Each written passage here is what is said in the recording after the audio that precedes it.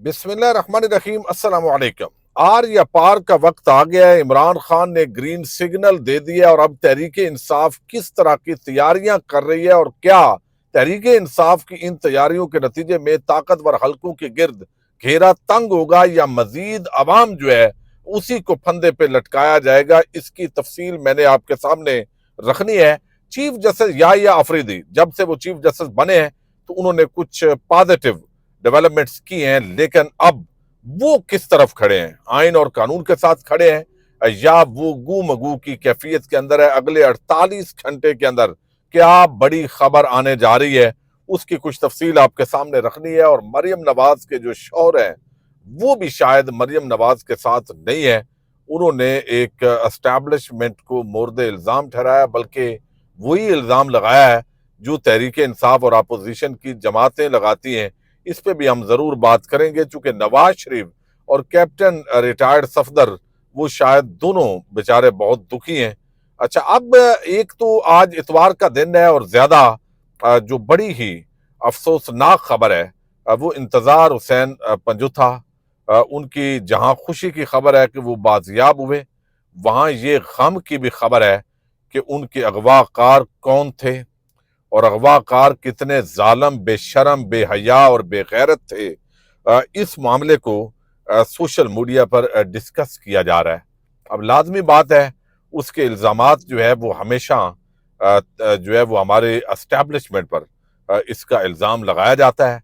और अमूमन जब इस तरह के लोगों को उठाया जाता है, कुछ सहाफ़ियों को, कुछ पॉलिटिकल वर्कर्स को, फिर जितना इस मामले को पुलिस ने मशकूक बनाया, जिस तरह का जो वीडियो पैगामात हैं वो आए हैं, कोई भी बाज़मीर शख्स यानी वो जिसके अंदर कोई जिंदा ज़मीर हो और वो समझता हो तो वो कहेगा कि ये जुल्म है, ये ज्यादती है, ये बेशर्मी है। जिस लेवल पर मुल्क को ले जा रहे हैं, और ये सिर्फ एक पहलू नहीं है कि इमरान खान या तहरीक इंसाफ को किनारे लगाना है, बुनियादी तौर पर यह पाकिस्तान के साथ दुश्मनी भी है।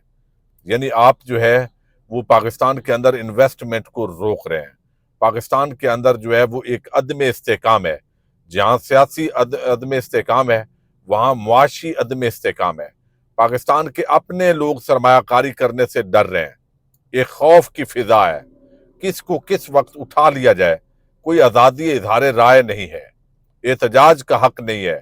किसी के खिलाफ जो बोलेंगे, ऐसी मशकूक कानून साजियां आ रही हैं कि जिसके तहत आप 6 महीने के लिए किसी को भी उठा लें। अब ये जितनी भी सारी चीजें चल रही हैं, ये बड़े मामलात गंभीर होते जा रहे हैं। इसका क्या कोई एंड भी है या ये इसी तरह चलता रहेगा? पहले तो हम बात करेंगे, जैसे मैंने बताया कि कैप्टन रिटायर सफदर। अब ये बात कहने को जो बात नवाज शरीफ ने अमेरिका के अंदर बैठ के की है, अमूमन जो तहरीक इंसाफ बात करती है वही बात जो है वो कैप्टन रिटायर सफदर कर रहा है। हालांकि नवाज शरीफ हरवाया गया है, यानी हार गया है। अवाम ने उसको रिजेक्ट किया है, चूंकि वह लाहौर से भी हार गया है। फॉर्म 47 के मुताबिक इस उम्र के अंदर उसको शर्म आनी चाहिए थी, लेकिन वो नहीं आई, उसने सीट ले ली। लेकिन यहां पे आप देखें कि कैप्टन रिटायर सफदर वो कहता है कि नवाज शरीफ का इलेक्शन उन्होंने चोरी किया जो लंदन से वापस लाए। यानी वो ये बता रहा है कि नवाज शरीफ ने डील की और नवाज शरीफ डील के तहत लंदन से वापस आया। लोगों को पता है कि अवाम की खिदमत से कुछ नहीं मिलेगा। जहां खिदमत करनी है वहां सैल्यूट करते रहो, असम्बलियां मिलेंगी, सेनेट मिलेगा, इलेक्शन भी बन जाएगा। अब ये 2-3 चीजें बड़ी आम है जी इसके अंदर। लोगों ने इसको और पैराए के अंदर डिस्कस किया है। तो इसका मतलब जो कैप्टन रिटायर सफदर बता रहे हैं, जो मैं समझा हूं, कि मरियम नवाज वजीर आला बनी जो उनकी बेगम जौजा मोहतरमा है। अच्छा, तो इसका मतलब है उन्होंने सैल्यूट किया, उन्होंने पांव दबाए, पॉलिश की, और इस वजह से वो वजीर आला बनी। ये कैप्टन रिटायर सफदर के इस गुफ्तगू का माना है। फिर उसने कहा लोगों की खिदमत से कुछ नहीं मिलना, और ये बात तो मरियम नवाज का जो मौजूदा कंडक्ट है वो ये साबित कर रहा है। वहां सैल्यूट करते रहो, असम्बलियां मिलेंगी, सेनेट मिलेगा, इलेक्शन भी बन जाएगा। तो असल इसका मतलब ये है کہ کیپٹن ریٹائر صفدر نے پوری نون لیگ اور آل شریف کو ننگا کر کے رکھ دیا ہے کہ بھئی آپ نے سیلوٹ کیا ہے، آپ جھکے ہیں، آپ نے ڈیل کی ہے، نواز شریف کو لندن سے واپس لائے ہیں۔ اس کا مطلب ہے کہ جو لائے ہیں ان کے ساتھ نواز شریف نے مکا کیا ہے، ڈیل کی ہے، اور اس کے تحت سیلوٹ کیا ہے، پھر اسمبلیاں بھی ملی ہے، پھر سینٹ بھی ملا ہے، اور پھر یہ حکومت ملی ہے۔ تو اصل میں شریف خاندان کا جو داماد ہے وہ یہ بتا رہا ہے کہ بھائی یہ کمپرومائز کیا گیا، تو اب ایک گھر کا جو بھیدی ہے، جو گھر کا بندہ ہے، وہ یہ بتا رہا ہے کہ کوئی خدمت کی ضرورت نہیں، یہ بنیادی منشور ہے۔ ٹھیک ہے، جھکے ہیں جہاں، ڈیل کی ہے، قدموں میں پڑے ہیں، تو پھر یہ حکومت جو ہے وہ ملی ہے۔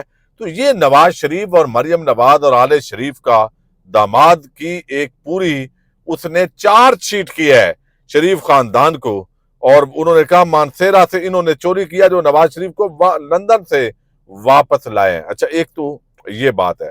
اچھا، دوسری طرف جو ہے وہ آپ دیکھیے کہ 5 نومبر کو جوڈیشل کمیشن آف پاکستان کا اجلاس ہونے جا رہا ہے۔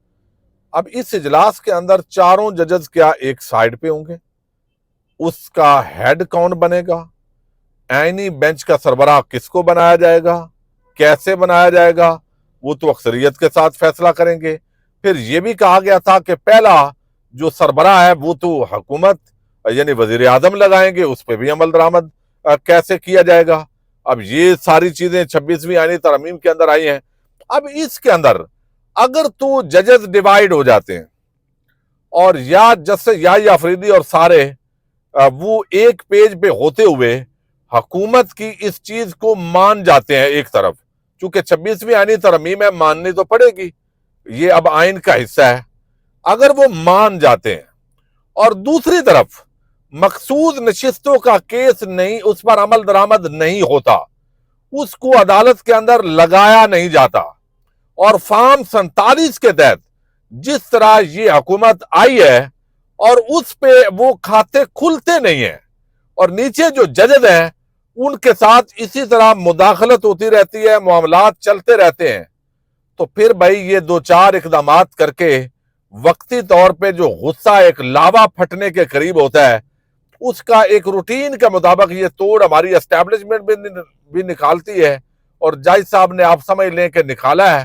کہ تھوڑا بہت غصہ ہلکا ہو جائے اور قاضی کی جو نفرت ہے کم از کم اس لیول پہ تو نفرت نہ جائے، پھر اس کا مطلب ہوگا کہ یہ بھی ایک نیا مکمکہ ہے، یہ بھی ایک نیا گیم پلان ہے۔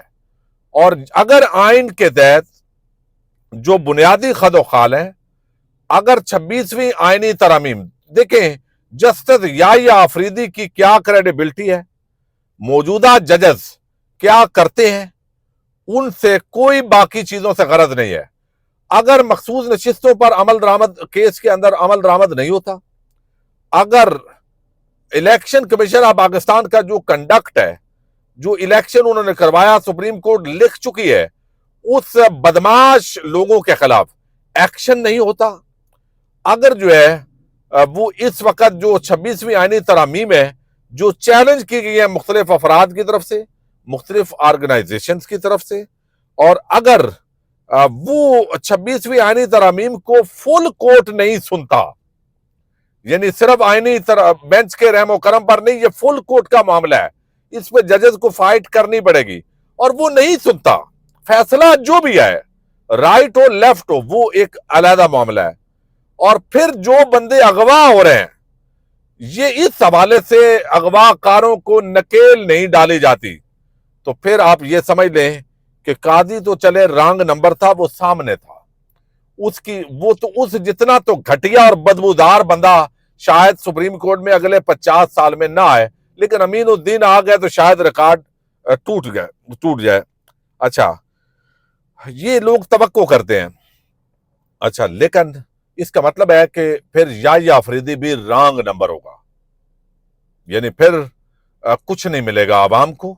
اچھا، دوسری طرف تحریک انصاف جو ہے وہ جس طریقے سے اس کو ڈینٹ ڈالا گیا، حکومت ان کو دی نہیں گئی، عوام بڑی تعداد میں نکل نہیں رہی، آپس کے اندر گروپنگ ہے، अली अमीन गंडापुर को वजीर आला होते हुए क्या वफाक की तरफ आना चाहिए? मैं तो इसके ज़हनी तौर पे इसको दुरुस्त नहीं समझता।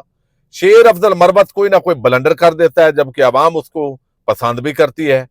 तो मौजूदा जो लीडरशिप है उन पे बहुत सारे लोगों पर तरह तरह के इल्जामात हैं। अगर तो तहरीक इंसाफ यूनाइट नहीं होती और ग्रुपिंग खत्म नहीं होती और एक एजेंडे पर, अब देखिए ना, अगले 48 घंटे में मैंने जैसे बताया, एक तो जुडिशल कमीशन ऑफ पाकिस्तान का वो इजलास है जिसमें हुकूमत की अक्सरियत है। अब फैसला जजेस को एतमाद में लेके करते हैं या जबरदस्ती करते हैं, ये चीज सबसे आम है। अच्छा, दूसरी जो आम चीज उसके अंदर जो देखने वाली, अमेरिका के अंदर जो इंतखाबात हो रहे हैं, अगरचे कोई बड़ी तब्दीली की उम्मीद नहीं है, लेकिन जो बाइडन वो शख्स है जो ह्यूमन राइट्स की वायोलेशन पर अमेरिकन का जो दोहरा मयार है, वो इस मामले के अंदर उसका दोहरा मयार नजर आया। पाकिस्तान को उसने कोई घास नहीं डाली। इमरान खान का दौर हो या मौजूदा दौर हो, कोई फायदा नहीं हुआ, हत्ता कि चाइना के साथ जो है वो ताल्लुकात बिगाड़ लिए गए। तो अब एक से बढ़ के एक ब्लंडर मौजूदा जो रजीम है पूरी, यानी ये कठपुतलियों की बात नहीं कर रहा, पूरी रजीम। फिर आप देखिए कि एक शख्स की तैनाती होती है तो समझा जाता है कि अब ये सख्त आदमी है। फिर जब एक नई तैनाती होती है तो पता चलता है ये उससे भी सख्त आदमी है। अब एक अस्करी इदारे के अंदर, सिविल महकमे में, एक आम, वैसे कहने को सिविल महकमा है, अब उसके अंदर एक आम तैनाती हुई है और उसके बाद आप देख रहे हैं मामलात मजीद खराब होना शुरू हो गए हैं, चूंकि आने वाले ने पिछले का भी रिकॉर्ड तोड़ना है। अच्छा, अब तहरीक इंसाफ क्या इस माहौल के अंदर, जब सिंध से भी लोगों को निकलने नहीं दिया जाएगा, अब पहले नहीं निकाल सके तो अब क्या गिदड़ सिंगी होगी कि निकाल लेंगे? पंजाब से लोगों को नहीं निकलने दिया जाएगा तो वो अगर महीना 2 महीने के अंदर क्या कोई इतनी बड़ी मूवमेंट पैदा हो सकती है? वकला तहरीक जो पहले नहीं कर सकी अब क्या नया कर लेंगे? हालांकि जो हुकूमती लोग हैं वो तो उसके अंदर इलेक्ट हो गए हैं, यानी सुप्रीम कोर्ट बार एसोसिएशन के अंदर, तो अवाम भी उस तरीके से निकलती दिखाई नहीं दे रही।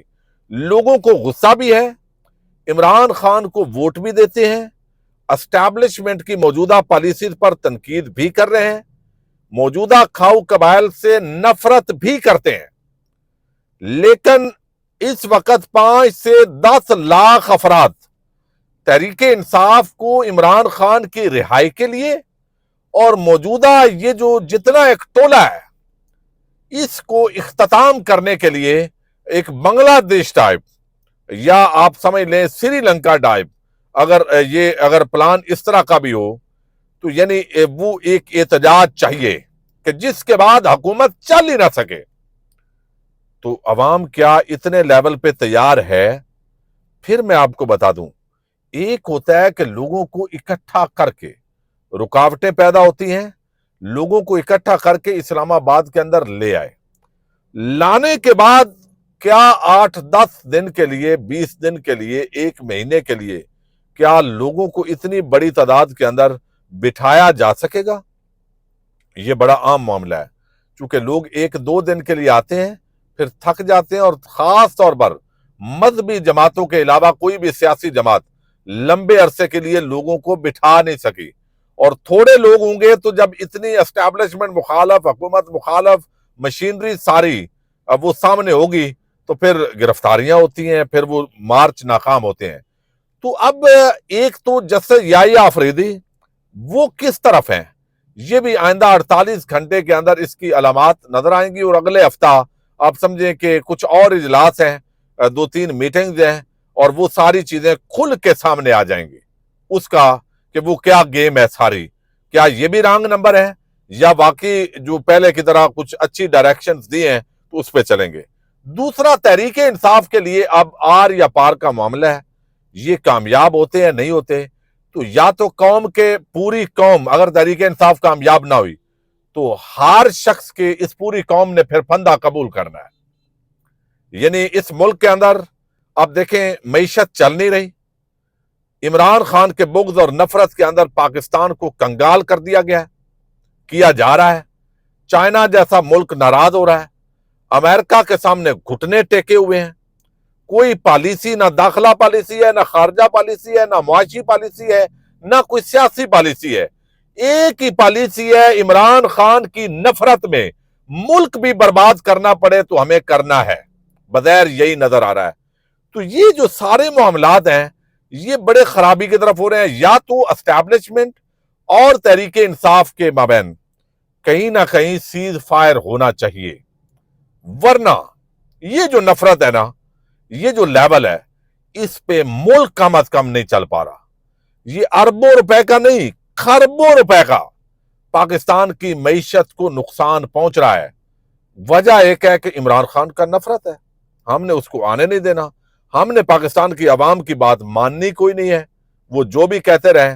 तो ये इस वक्त मामलात हैं। लिहाजा एक ये हफ्ता जो है, ये हफ्ता, वैसे कई हफ्तों के अंदर बड़े आम फैसले आए हैं, वो फैसला कुन होते हैं, लेकिन ये जो फैसला कुन है, यानी अगर तो अमेरिका के अंदर बड़ी तब्दीली आती है डोनाल्ड ट्रंप के हक में, तो फिर कुछ ना कुछ ये पॉलिसी के अंदर तब्दीली भी आएगी। और अवाम अगर 10 लाख लोग अगर सड़कों पे नहीं निकलते हैं, तो आप समझे एस्टैब्लिशमेंट और ये मौजूदा हुकूमत ये कहीं भी नजर नहीं आएगी।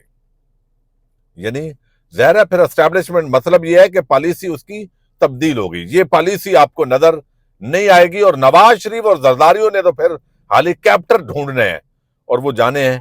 अब इस सतह की तहरीक इंसाफ तैयारी का इंदिया दे रही है, इमरान खान ने ग्रीन सिग्नल दे दिया है।